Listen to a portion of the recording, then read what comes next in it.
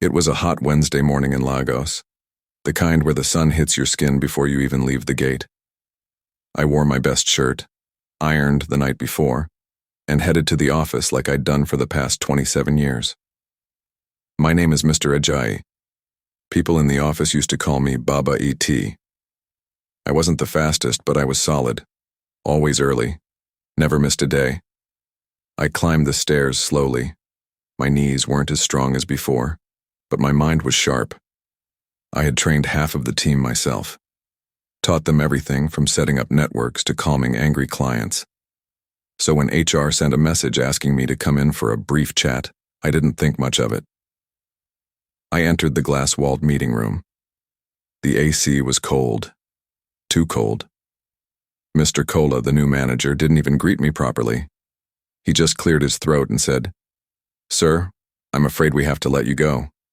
The company is shifting to a younger, more modern image." I blinked. "You're saying I'm too old?" Silence. That was the moment I realized loyalty doesn't always mean anything. I packed my things slowly. The others watched in silence, some too shocked, others too afraid to speak. A few avoided eye contact altogether. As I placed my framed photo of my late wife and children into the box, I felt the sting in my chest, not because I was fired, but because of how it was done. No honor, no thank you, just thrown away like expired bread. I walked past the desks I helped set up, past the same conference room where I once trained the MD on how to use PowerPoint. The security guard, Musa, ran after me. "Sir, I don't understand. Why?" I smiled weakly. "Maybe they think I've expired too." He shook his head, tears welling. "But you built this place." I nodded, but I said nothing else. I stepped outside into the Lagos heat. The building stood tall behind me, the same one I had watched grow from dust to marble. They didn't know, and maybe it wasn't time for them to know. Yet, that night I sat in my living room in Surulere, lights dimmed, fans spinning lazily. I pulled out a brown envelope from the cabinet, dusty but untouched. Inside was the original deed of ownership for the building they had just kicked me out of, signed 12 years ago during the real estate crash. Everyone had said I was crazy to invest then, but I did, quietly, with everything I had saved. The company, they had rented the space from a faceless property firm, a shell company I created on purpose. They never once thought to ask who owned the building. Why would they? To them, I was just the old man in IT. But now, the lease was up in 6 months, and this time, I wouldn't be silent. I closed the envelope, leaned back, and whispered to myself, "They're about to learn something no school ever taught them." A week later, I passed by the building just to see how things were running without me. From across the street, I saw some of the junior staff, eyes on their phones, laughing, chatting outside like nothing had changed. I smiled. The company looked the same on the outside, but I knew it wasn't. I made a quick call to my lawyer, Mr. Idowu. He picked up immediately. "The lease ends in June," he confirmed. "We can either raise the rent or ask them to leave completely." I didn't reply immediately. Then I said, "Let them stay. For now." I had a bigger plan. I returned to my quiet routine, early morning walks, time with my grandchildren, tending to the small garden in front of my house. But word started to spread in the real estate circle. The building was going under review. Suddenly, the company's admin team sent out an urgent request. "Can we contact the building owner? We want to renew the lease early." I told Mr. Idowu, "Let them wait." And wait. They did. 3 weeks later, I got a text from Musa, the security guard. "Sir, something is happening. They're worried about rent. Meetings every day. HR people look stressed." I chuckled quietly. That same HR that showed me the door? Now they were sweating, because the mystery landlord wasn't picking their calls. I decided to pay a visit. Not inside, just enough to be seen. I wore my native, clean agbada, soft cap, polished shoes. I stood across the street, hands behind my back like someone just enjoying the breeze. That's when I saw Mr. Cola step outside. He froze when he spotted me. I nodded politely. He tried to fake a smile, but his eyes were asking questions. He walked closer. "Good afternoon, sir. How are you?" I smiled. "Retirement has been peaceful." He laughed nervously. "Glad to hear. Just taking a stroll, yeah?" "Something like that." He kept glancing back at the building. He knew something was off, but not what. Not yet. That evening, I drafted the email myself. From my company's official letterhead. Subject: Rental space. Final renewal notice. Dear tenant, we regret to inform you that the current lease for your office space will not be renewed. Kindly vacate the premises within the agreed time frame, 90 days from this notice. Failure to do so will result in legal actions as per Clause 9.2 of your lease agreement. Signed, A. Ajayi Property Owner, Ajayi Holdings Leonarded. I sent it. I wish I could have seen their faces when it landed in their inbox. The man they called too old just became the one deciding if they had a roof over their heads. And that, my friends, was only the beginning. By the next morning, my phone didn't stop buzzing. Not my personal one, but the business line tied to Ajayi Holdings. Unknown numbers, desperate emails, back-to-back missed calls. They even sent a fruit basket to the holding office with a card that read, "Please reconsider. We're willing to renegotiate." I didn't respond. Instead, I walked to my study, opened the curtains wide, and watched the clouds drift over Lagos. Peace. Around noon, Mr. Idowu called. "They're offering a 40% increase in rent, quite a jump," he said, sounding amused. I paused. "Tell them it's not about money." There was silence on the line. Then I added, "Tell them it's about respect." That night I got another text from Musa. "Sir, Oga Cola is sweating. He asked me today, is there any way we can reach the landlord in person?" I just smiled. I smiled too. They were now beginning to understand. Never underestimate a quiet man with history on his side. I finally agreed to a meeting, not because they deserved it, but because I wanted them to look me in the eye. The company sent 3 people: Mr. Cola, the HR lady who fired me, and a young lawyer who looked too nervous to speak. They came to the Ajayi Holdings office in Victoria Island, a simple, classy space they clearly didn't expect me to own. When I walked into the boardroom, their jaws dropped. "Mr. Ajayi?" Cola stammered. "Yes," I said, calmly pulling out the chair at the head of the table. The lawyer fumbled with his papers. HR looked like she'd seen a ghost. "We didn't know." I raised my hand. "That much is clear." They begged, offered more rent, promised inclusion, talked about the future. I let them speak. Then I said, "You once told me I was too old, but age built this. Respect built this." I stood, and you broke both.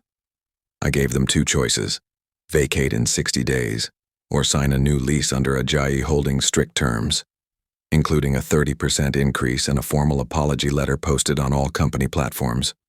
You should have seen their faces. The HR lady turned red. Mr. Cola kept adjusting his tie. The lawyer just sat frozen. They asked for time to discuss. I leaned back, fingers laced. "You had your time," I said. "Now, it's my turn." As they walked out, shoulders low, I looked out the window again, the same view I used to dream of from my tiny office cubicle. Now it was mine. And the power? That was mine too. 3 days later, they caved. An email came in, stamped, signed, official. A full apology, not just to me, but to every senior staff they had sidelined or let go over the years. It read like a confession. Then came the surprise.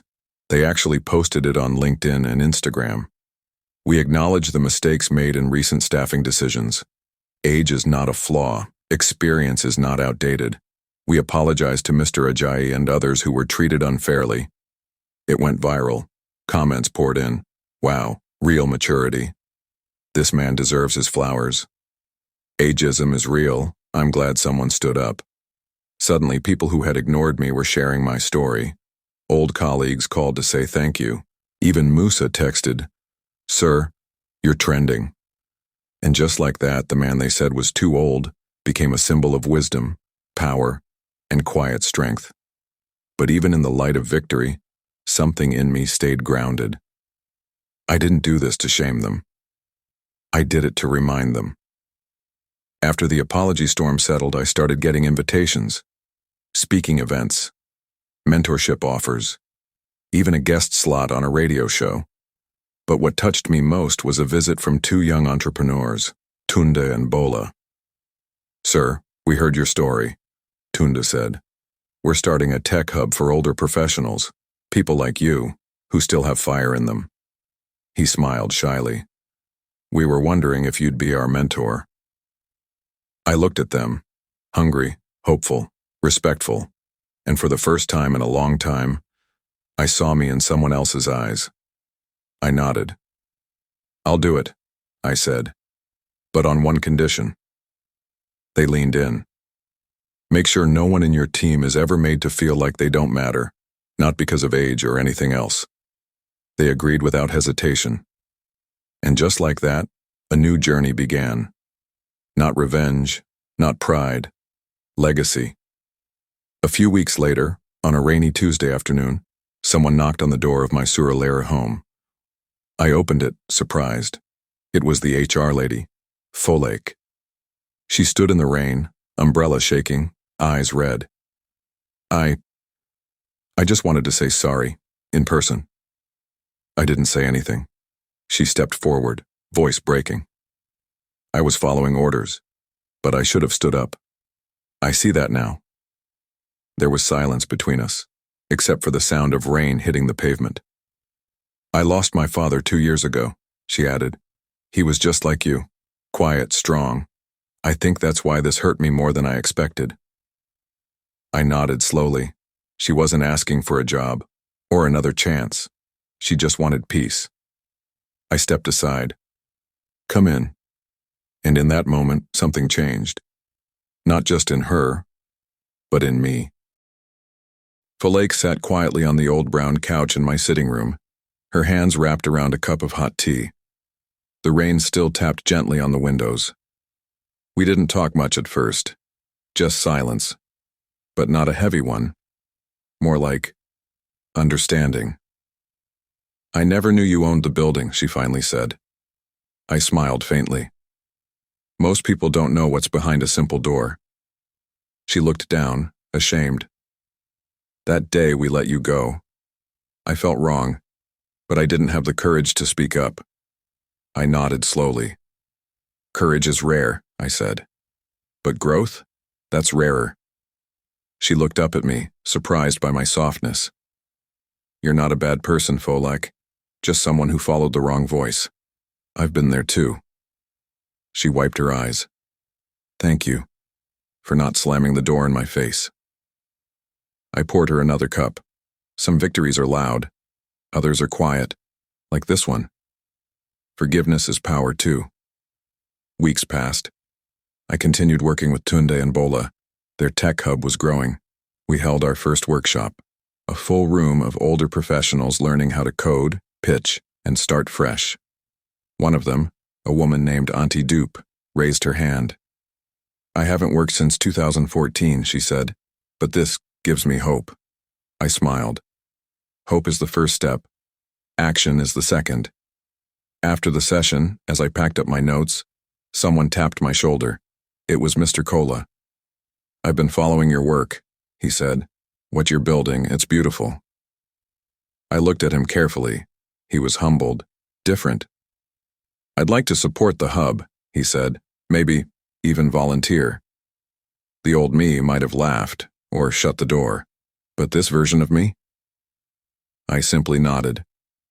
"Come next Monday. There's always space for those who are ready to change." And just like that, another bridge began to rebuild. We opened a new section in the hub.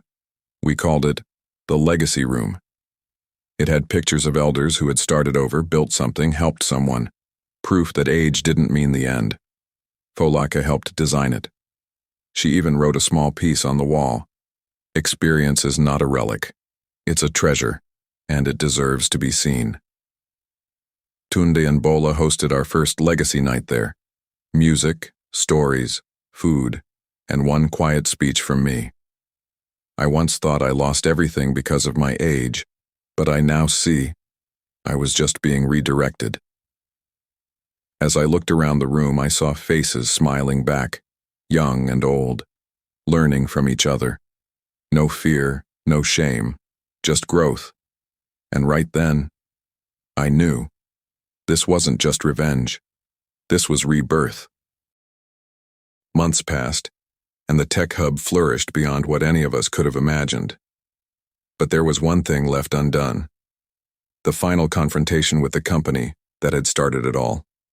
It was time for the lease renewal. I received an email from Mr. Kola. "Sir, we would like to schedule a meeting regarding the lease renewal. We understand the terms and we are open to discussions." I didn't hesitate. I scheduled the meeting for the following Monday. I wanted them to see how much things had changed, not just for them, but for me too. That morning I wore my usual attire, no flashy suits, no fancy accessories, just my signature style, simplicity, humility. It was a stark contrast to the formalities they were expecting. When Mr. Kola and the HR lady arrived, they seemed different, tired, but in a good way. They knew they were no longer in control. "I'm glad you came," I said, offering them a seat. Folake entered the room with a tray of tea. I watched as she set it down on the table and gave both of them a warm smile. "Thank you," Mr. Kola said, nodding at her. There was a hint of regret in his voice, but also something deeper: respect. "I'm ready to finalize the renewal," I said, eyes meeting theirs. But they weren't asking for a better deal anymore. This time it was different. "We accept the terms," Kola said, voice steady. I nodded. "But there's one more thing." They looked at me, puzzled. "I want to extend a partnership offer," I said calmly. "Your company has its place, but it's time you learned what true leadership looks like, not from the boardroom, but from the ground up." They sat in silence. "I will help you build something real," I added. "Something that's sustainable, not just for your company, but for people, for families, for communities." Mr. Kola looked at me, and for the first time since I'd known him, he wasn't just a boss trying to protect his interests. He was listening. "I'll take the partnership offer," he said, voice soft but resolute. And just like that, I wasn't just the landlord anymore. I was a part of their future, a guiding hand. It wasn't long after that we held our first joint seminar, my team from the hub and their team from the company. The room was full of people from all walks of life, old and young, all ready to learn, to grow. At the end of the seminar, as I stood on the stage looking out at the crowd, Mr. Kola stood beside me. "This," he said quietly, "wasn't what I expected when I first met you, but it's what we needed." I smiled. Sometimes the world gives you exactly what you need, even if you don't realize it at first. That night, as I drove home, I felt something I hadn't felt in years: fulfillment. I wasn't fighting anymore. Not for my dignity, not for my respect. I had it all. And now, it was time to pass it on. Years later, I stood in the heart of the tech hub, watching the new generation of professionals enter the building, their faces full of hope, their minds filled with dreams. I had become a part of something much bigger than myself. The company that had once discarded me was now an ally. My life had changed. But the real transformation? It was in how people looked at one another now, no longer judging by age or status, but by potential, by character. And when I looked at the picture on the wall, a picture of me standing in front of the hub, smiling, I realized something. It was never about revenge, it was about leaving a legacy that would last long after the building, the company, or even I were gone. The end. If you enjoyed this incredible journey of resilience, growth, and transformation, please like, subscribe, and share it with anyone who needs a little reminder. It's never too late to rewrite your story, and your best chapters, they might still be ahead of you.